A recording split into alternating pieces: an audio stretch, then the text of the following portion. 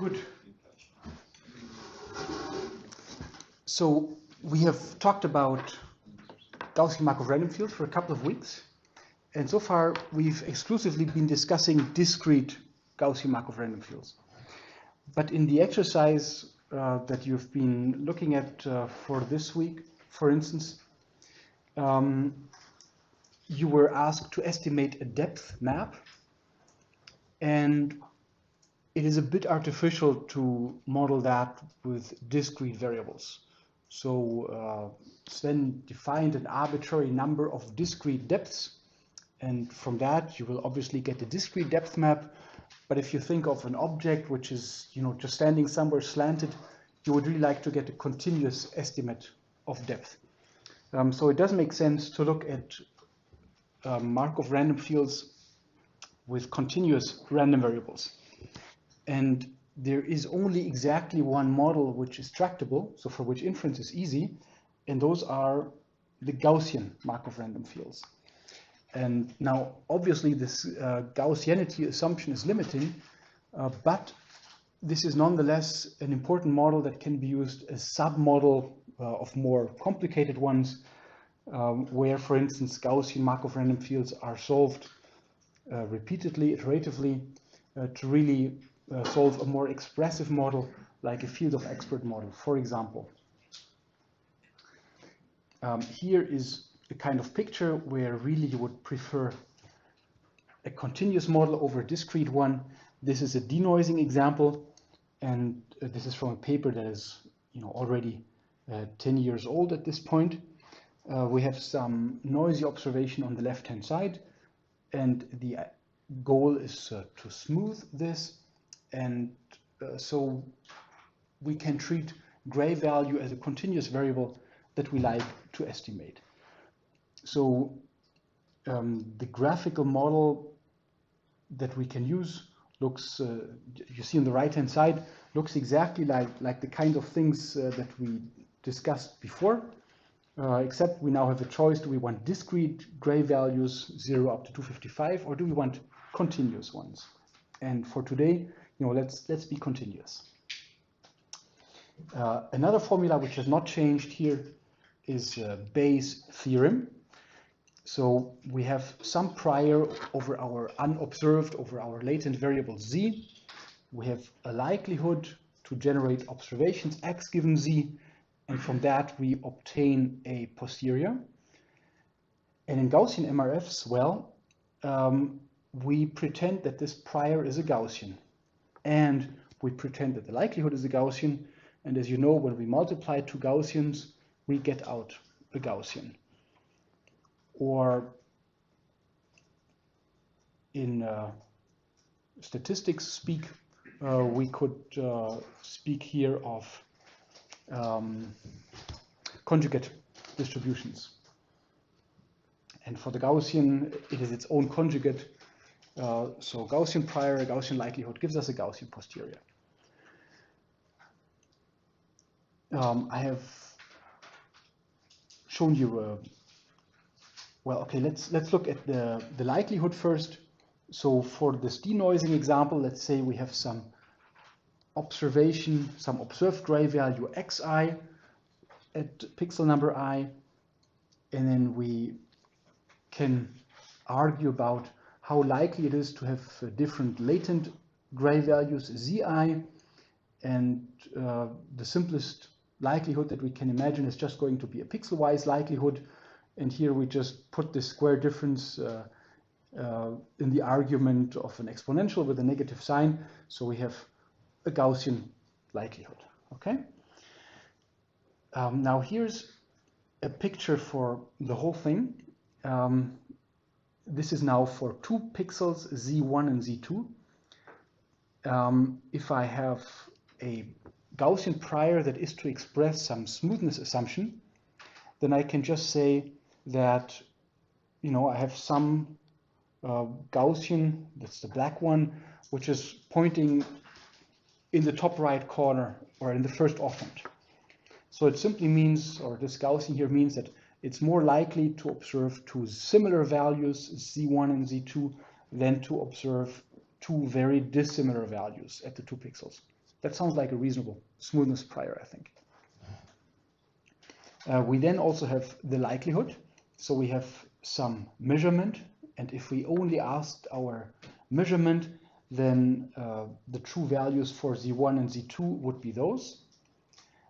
But now we have to combine the likelihood with the prior, so we multiply the two Gaussian distributions and we get our posterior, which is also Gaussian, and which will have, you know, its center of mass and its covariance function. We can compute these in closed form from the ones from the prior and from the likelihood. And now if the prior and the likelihood were both isotropic Gaussians, then the posterior mean would be on the straight line between the means of the prior and the likelihood. But because our prior is somewhat, you know, slanted into the first authent, the mean of the posterior also does not lie on a straight line between the prior mean and the likelihood mean, but it's a bit deplaced to the side. Okay, that's what I tried to sketch here. Okay, this is a reasonable smoothness prior, but as it is, it makes a statement not just about Z1 and Z2 preferably being similar, it also makes a statement about Z1 and Z2 preferably being small. After all, our prior is a Gaussian centered on the origin. Yeah? So if we just ask the prior what would be its favorite gray values for pixels Z1 and Z2, the answer would be 0, 0. Yeah? And if we want to introduce less of a bias, then we can make this prior Gaussian more and more extended along its first principal axis.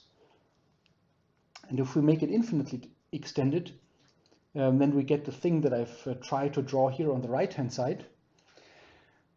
In fact, you know, if we ask, you know, if we look at the set of points here on the diagonal line, this is the set of points here which I've just marked for which Z1 minus Z2 equals 0.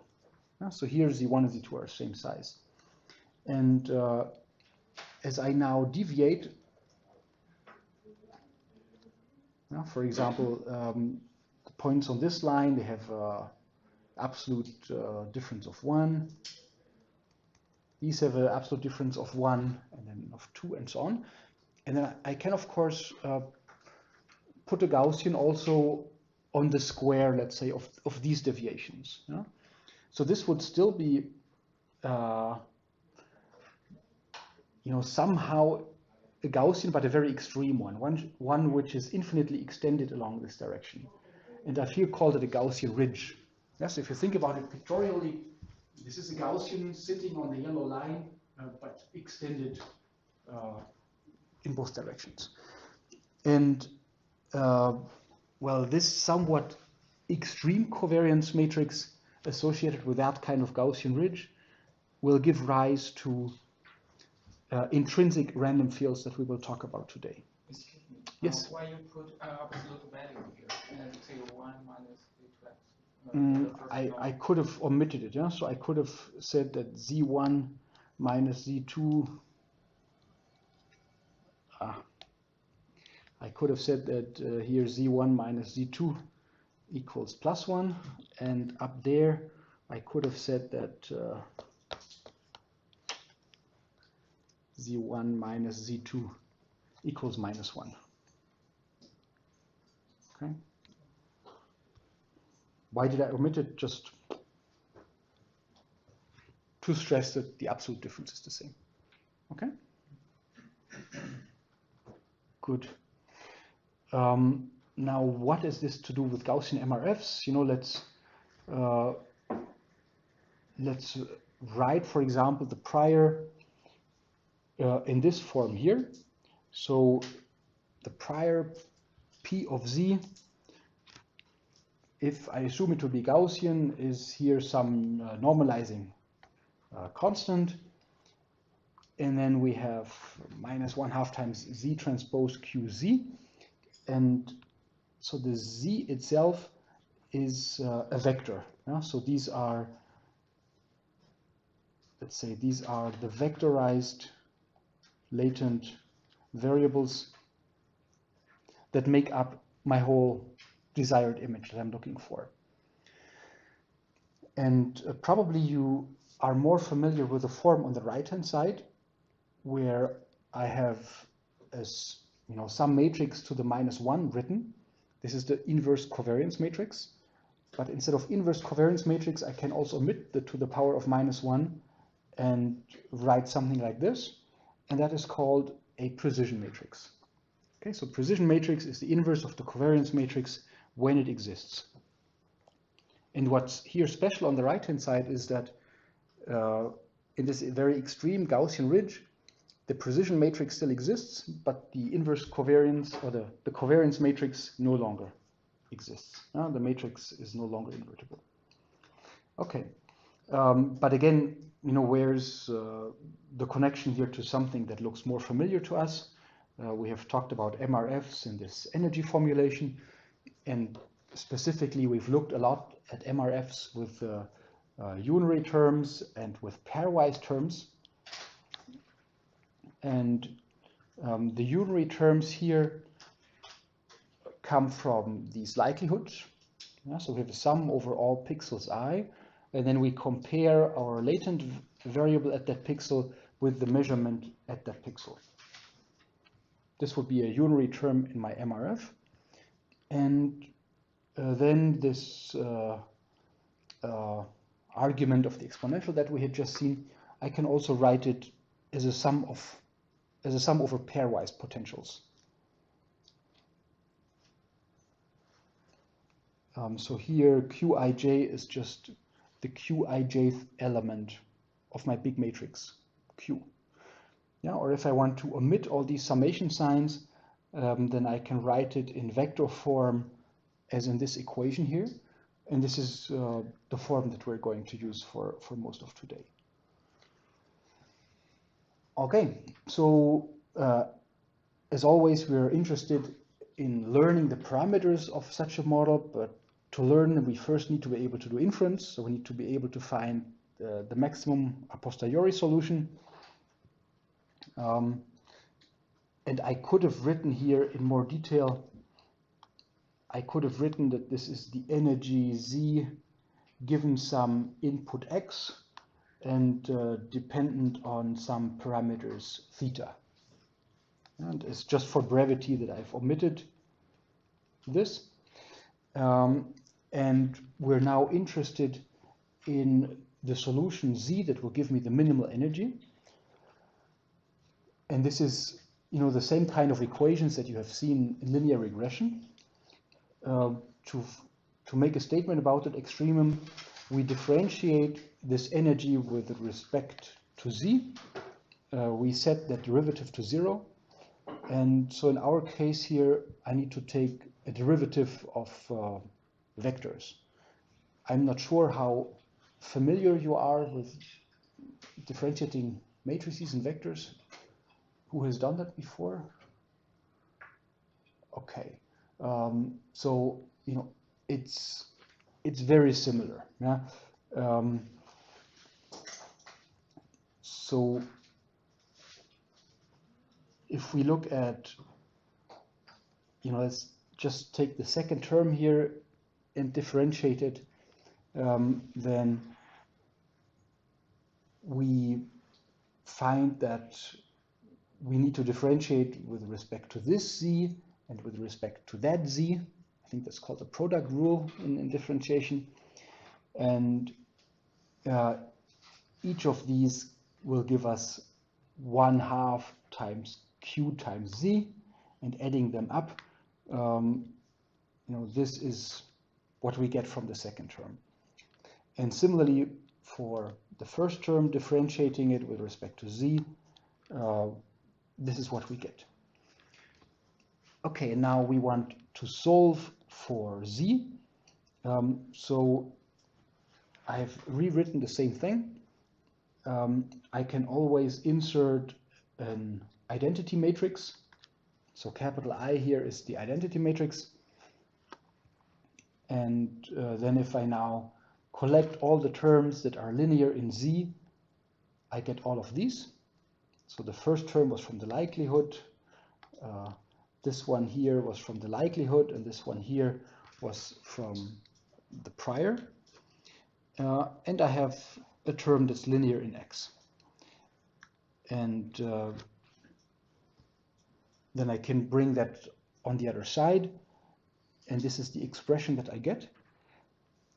And formally, I could now say that, what's written in the next line, I could have said that Z equals matrix inverse of Q plus 1 over sigma squared times the identity matrix times X.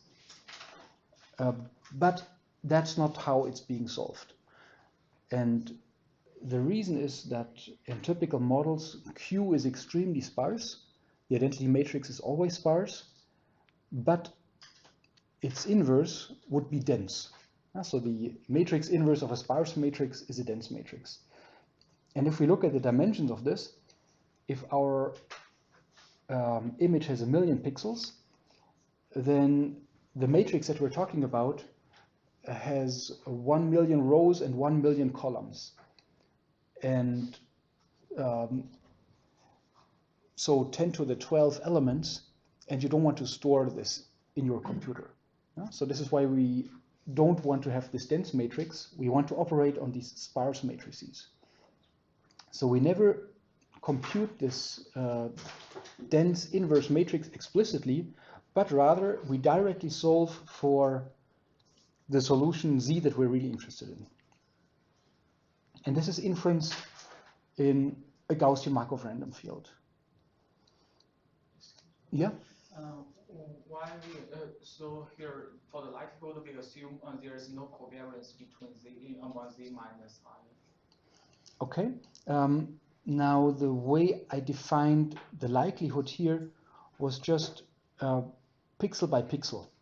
Yeah. So I had xi minus zi, and then I need to assume a measurement error.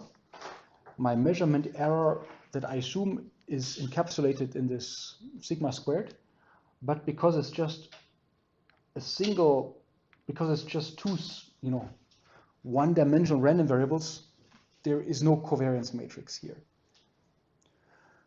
One could, in principle, have more complicated models, more complicated generative models, but here this is just a pixel-by-pixel generative model. Yeah.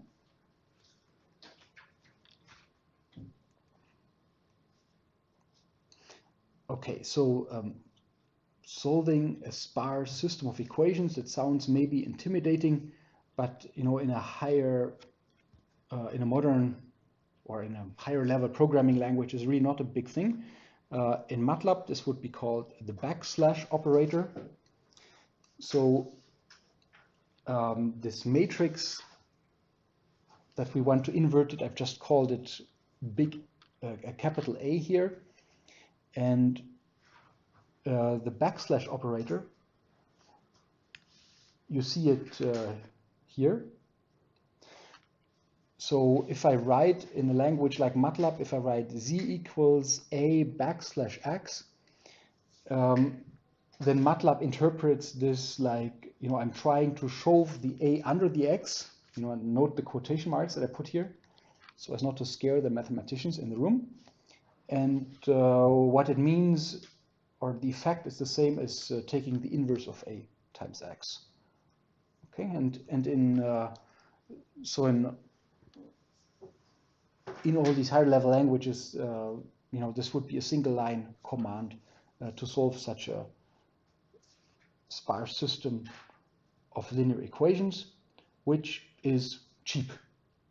Okay, so what we have seen so far is if somebody specifies us a measurement error sigma square, and if somebody gives us a precision matrix Q of a Gaussian Markov random field, then we know how to solve for the most likely posterior state.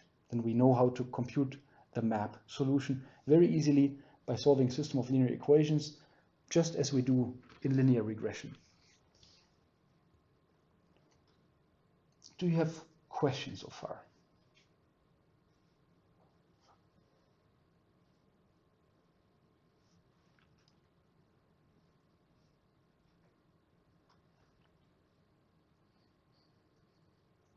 do we need to use something like LU decomposition for the inverse too, in order to get the stability numerically? So honestly, I don't worry about it. I just use the backslash operator, yeah, when I'm in MATLAB. And then internally, these programs look at the structure of the matrix and then decide what routine to use. And you know, maybe LU is a good choice. But as a, I'm not even looking at it. Yeah? I'm just letting the system figure it out. Yes? What I don't understand is what is the difference between finding the inverse and doing the backlash operator. Okay. So the difference is that you know x. So we always know x. This was our measurement. So x was given, and z is wanted. And now, in terms of program code, you know, or in terms of writing it in equations here, the two things are the same. If I'm a programmer, I could say find the matrix inverse of this, and then I would multiply the result with x. Or I can use the backslash operator. I've just been trying to argue that using the backslash operator is much, much better. I mean, the program will do whatever you ask it to, provided the computer has enough RAM and so on. But here it's just not smart to compute this inverse matrix explicitly. In fact, most computers, you know, won't be able to store it in memory for images of any significant size.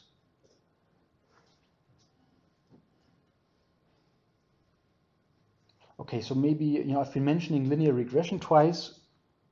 Maybe you wonder, you know, again about the relation. In standard linear regression, we would have the same likelihood, at least if we assume that our measurements are independent. If we assume that there is correlation between my measurements, then this is coming back to your question, then I would have a covariance matrix there. Yeah, if I assume that I have correlated measurement errors. And secondly, in regression, we can also have something which is called regularization. Yeah, so we can bias our regression parameters to be small to avoid overfitting.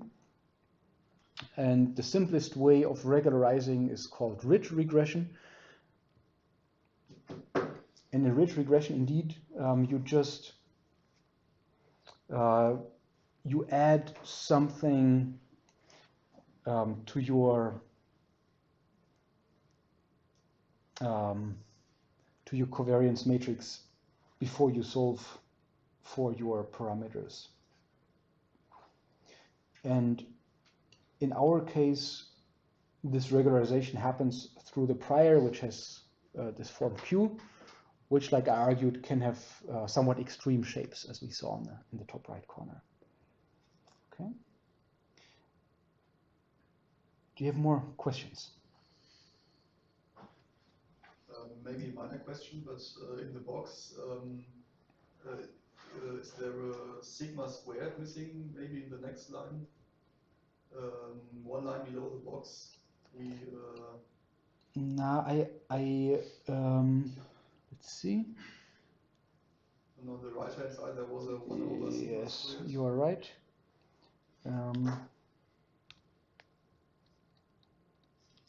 Like this, yeah? Okay.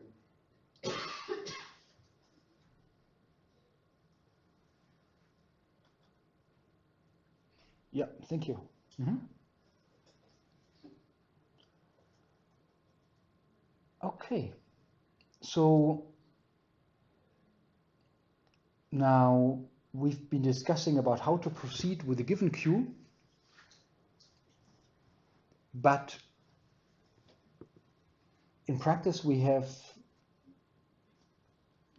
also have the problem of deciding what prior to use. Yeah? So what precision matrix Q do we want to use?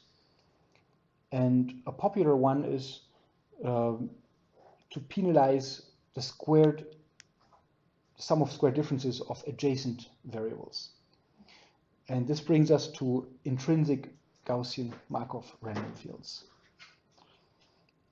So, if I ask you to invent a smoothness prior, maybe some of you would have come up with this formula here. Yeah? So I have a sum over adjacent pixels I and j, and I just penalize the square difference between them.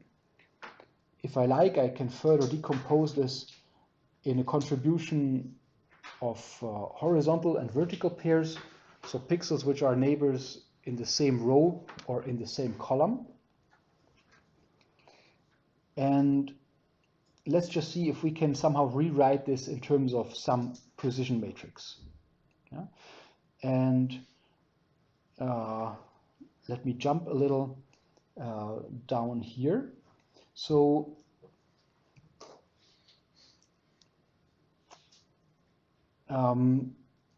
this vector here is the same like this vector, except I haven't taken the square of the elements yet. And if I want to write this in terms of a linear operator applied to z, then I can use the linear operator described here. So this is a matrix which has 1 on the diagonal and -1 on the off diagonal. And if I apply to my vector z, I just get this difference between adjacent points. So I can equivalently obtain this by just convolving my image with a mask with the elements +1 and -1. Okay, so this is DHZ, and that's also what I see here, this DHZ, yeah, same thing. And if we now, that's a vector, if I multiply it with the transpose of this vector, then I get the square, the sum of the squares of the vector elements. Yeah, and this is why, so this expression here, which I can also rewrite like that, is the very same as this one here. Is everybody okay with that?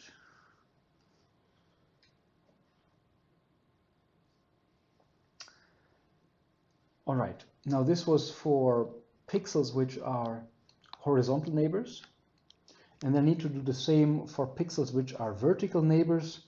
So for vertical neighbors, that's written down here. I also have entries of +1 and -1, but they're not directly adjacent to each other, but they are m entries apart. That's for an image which has m, that depends now how I vectorize. Let's say if the image has m rows, then this will be right. Okay, so I get this linear operator dvz, and then I can build a quadratic expression just like we had done for the horizontal ones. And now finally, I can collect all the z's here. You know? So I can rewrite this as 1/2, and now I pull out z transpose on the left-hand side, and then I get dh transpose dh. Okay, let me do this super explicitly. Okay, z plus 1/2 dv transpose dv times z. But now I can also pull out the z on the right-hand side and write it outside the parentheses. Yes? There should be no 1/2 inside the brace. Thank you. So I can pull this out, and I can pull this z out, and then I get this expression here. And what's written in the parentheses, I now call my precision matrix. Yeah, so altogether, I have been able, with this definition of Q, to rewrite the sum of squared differences between adjacent pixels. I've been able to rewrite it as a quadratic form in terms of Z. And this Z transpose QZ is something that we used previously when we talked about how do we define the Gaussian Markov random field. Yeah, so apparently I'm able to express this prior in terms of a Gaussian prior, but it's a bit of a special prior. Yeah? Let me come back to this picture here. So our prior now penalizes square deviations from the yellow line. Yeah? So the further we deviate here orthogonal to the yellow line, the bigger our penalty. This is what the prior here says.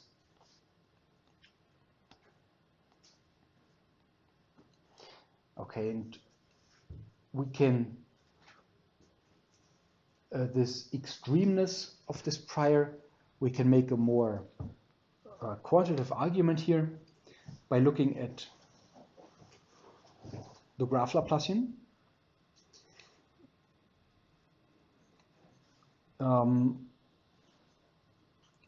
Here we used, in the example here, we used weights of, or we gave all edges the same weight. Yeah, so we always had a contribution of +1 at the central pixel and -1 at the adjacent pixel. And if I sum all of them up, I get the stencil, which is which has a coefficient of +4 in the middle and -1 on the neighbors. And this is what I convolve an image with. Yeah, so convolving an image with the stencil is equivalent as applying this operator Q. But I can now ask, what if I want more general edge weights? If I want more general edge weights, then I can consider matrix W, which has one element for each pair of nodes. So it has number of nodes times number of nodes dimensions. This is called a node-node incidence matrix. And I can now compute the row sum of this W. So if I multiply W with 1, with a vector of all ones, this is the same as computing the row sum. And I can now build a diagonal matrix D out of this vector. So this is also MATLAB notation. This here is a vector. And now I'm building here a matrix which has this vector on its diagonal. And then I can define a matrix L equals D minus W, which is called the graph Laplacian. And for the special case that W always has a 1 for adjacent pixels and a 0 elsewhere, I just get what was written in the lines up there. Or another way to think about it is that I have here for each pair of pixels a weight Wij, with which I weigh the squared contribution, and it is these Wij that altogether make up this matrix capital W, the one that I'm talking about here. Yeah, so the graph Laplacian is the more general construction of what we had just seen in the previous lines. Now, because we subtract the row sum of W, so here in D we have the row sum of W, and now we subtract the matrix.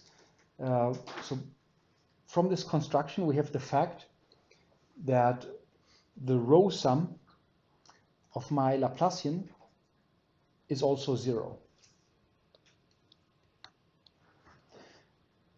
And that means that whatever constant vector I apply this operator to, I always get out a vector of 0. And this I can interpret as having a 0 eigenvalue. Yeah, I could say this is 0 times 1, and then this here would be an eigenvector, and this would be an eigenvalue. Yeah, so we have one eigenvalue of L that is 0 by construction, and if a matrix has one or more 0 eigenvalues, we cannot invert it. The matrix becomes singular. And this is why we cannot build a proper Gaussian random field with a covariance matrix whose inverse would be the graph Laplacian.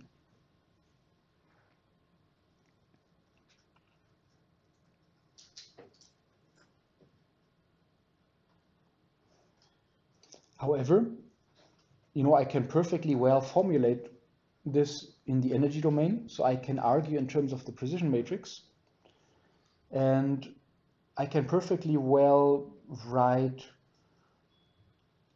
the kind of energy function that we saw somewhere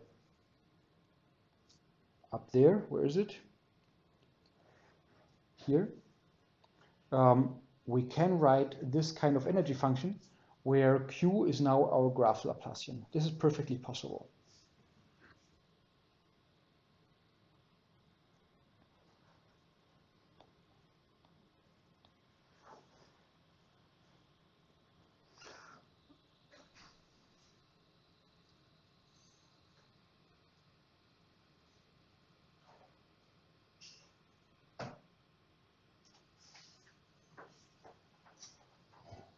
Okay, just to finish this part here. So we see that it's not a proper Gaussian random field. However, we can think of it as a random field whose increments are a Gaussian random field. So this entity d times z, that is a Gaussian random field. Just the z themselves are not a Gaussian random field because I cannot invert this matrix L.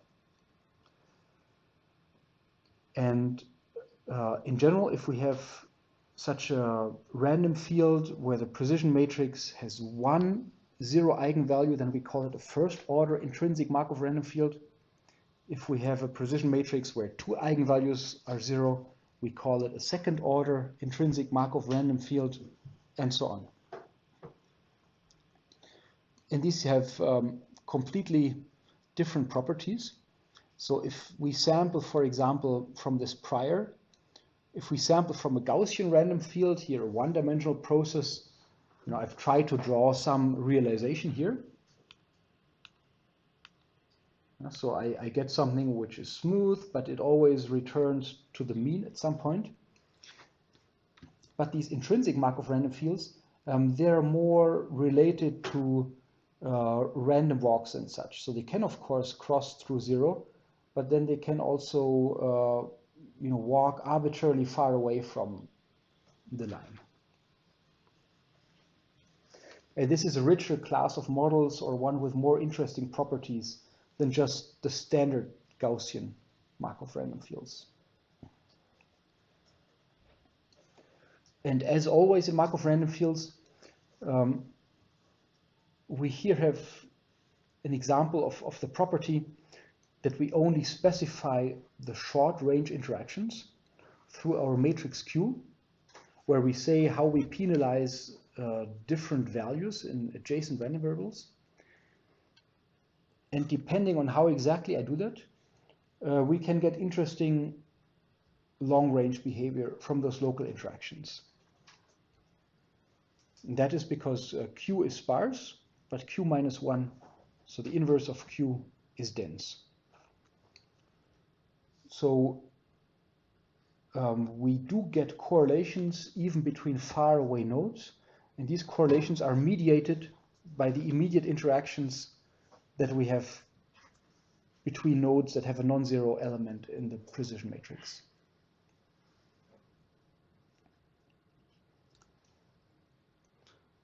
And some of you may have, if any of you have ever heard something about the math, so financial mathematics, where you have autoregressive models and such. In autoregressive models, you have the same kind of behavior. You have infinitely long-range correlations, but they are typically generated in these models from only a small number of direct interactions. So you can say more generally that two variables are conditionally independent given the others if they have a zero entry in the precision matrix. And here we use precision matrices which are zero almost everywhere. So we have this strict Markov property. Yeah? We have immediate interactions only between the directly adjacent variables. Okay, any questions?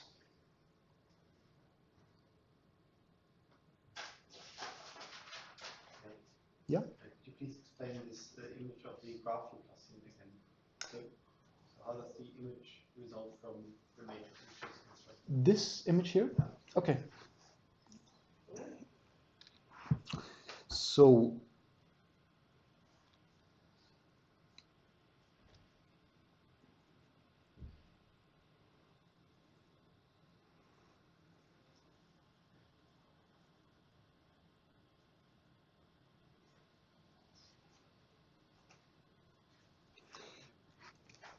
let me maybe start from this equation here.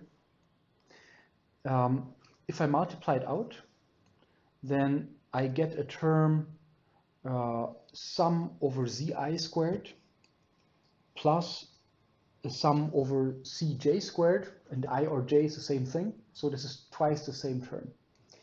And then from the second summation here, it's the same thing. I get a sum over zi squared and a sum over cj squared, and I and j is the same thing. So altogether, I get 4 times the identical term, which is why we have a plus 4 here in the middle. And then I also here these squiggles that meant when I wrote this here, what I meant is I sum over all variables I, and then I sum over all variables j which are directly adjacent to I. So the tilde here means spatial adjacency, and I said v for spatially adjacent in the vertical direction. And by the same argument that I just made, I now have also 4 distinct contributions from terms that were just 1 pixel away, either in the horizontal or the vertical direction. And these are the minus ones that we see around the plus 4. Okay, but let me try again differently. So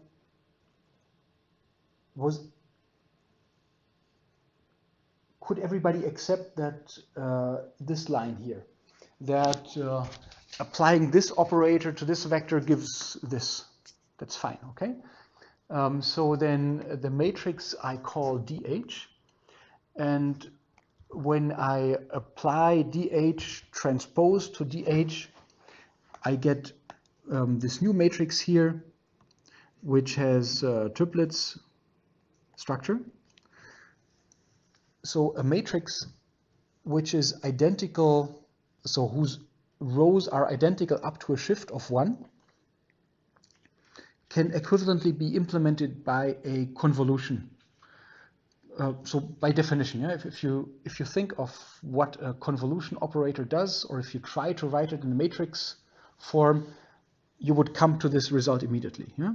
So DH transpose DH is equivalent to convolution of my image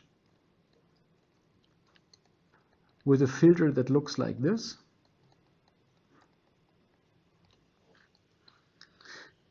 And now for the other direction, this is equivalent to a convolution with this. And now I have, okay, sorry, this was just dvz, but if I said dv transpose dv, that would be equivalent to convolution with the thing that I've just written. And now we take the sum of the two. And this is a linear operator, so we just sum the convolution masks to get the one. So this one plus this one gives me that one.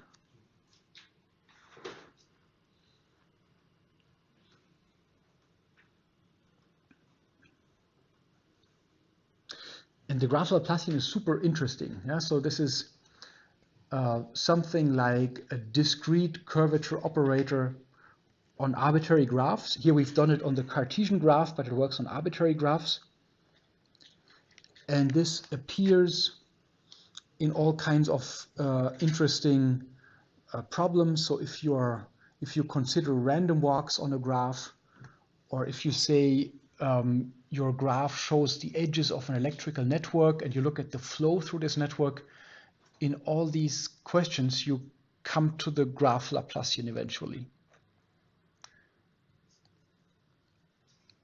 And you'll hear more about that next week from Sven. Yes? And how can we use the graph Laplacian to the precision matrix Q? So for us, Q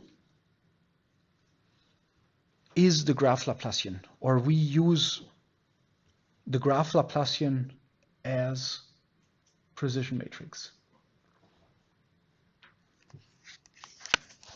And this would be small cellular No. The with these weights and the zero and the so I can show two representations of the graph Laplacian. Yeah? One is so this matrix Q.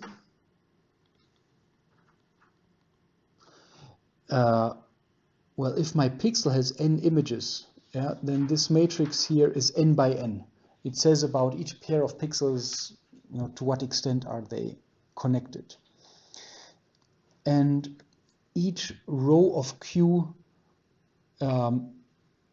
is very, so if I considered my image living on a torus, so if I used periodic boundary conditions, then each row of Q would be the same as the previous row, just shifted by one element. Yeah, so in this matrix with 1,000,000 by 1,000,000 pixels, I have entries -1, +4, -1 for the directly adjacent pixels in the horizontal direction. And then I have many zeros. And then I have another -1. And now let me count. I have n minus, so I think these are n minus 1 positions. And then come more zeros. And same on the other side.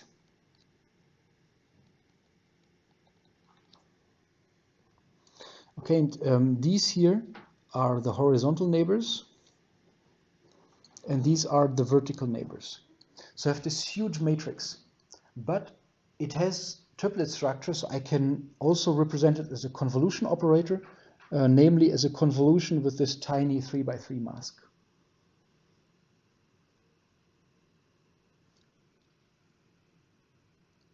And this will be the result of the convolution by the 3x3 mask by something else.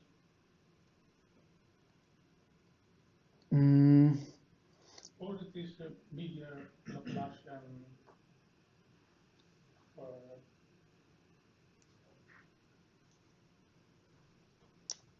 that we construct by some rule. I don't get the question yet. Can you say it again, please?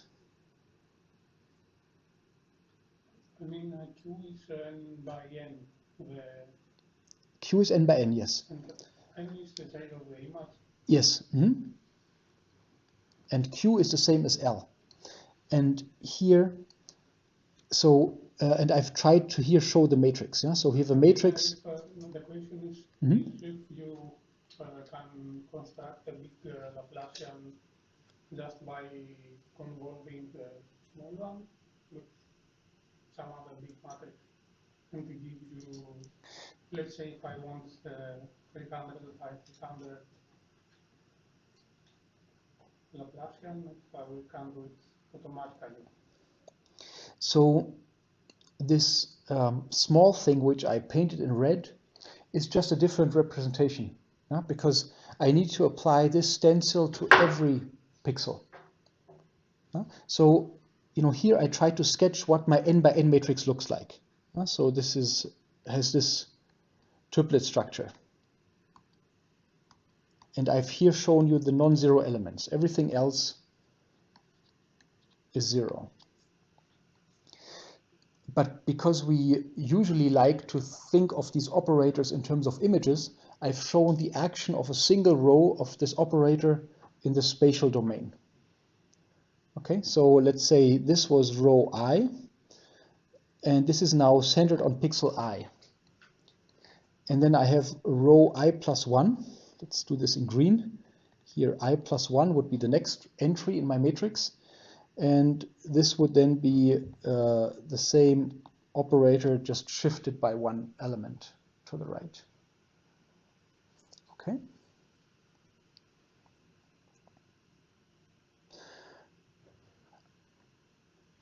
All right, let's have a break here, and then you can afterwards ask more questions if needed. I mean, in which image do you apply it? In some random numbers that may be some initial non-random numbers of the random variables of the random. So I don't so here Q would be a convolution, but I don't make the convolution explicitly because I'm interested in Z.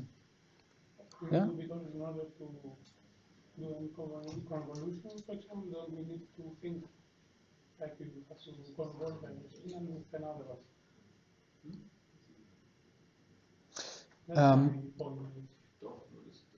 Let's have a break. I'll talk to you in the break, okay?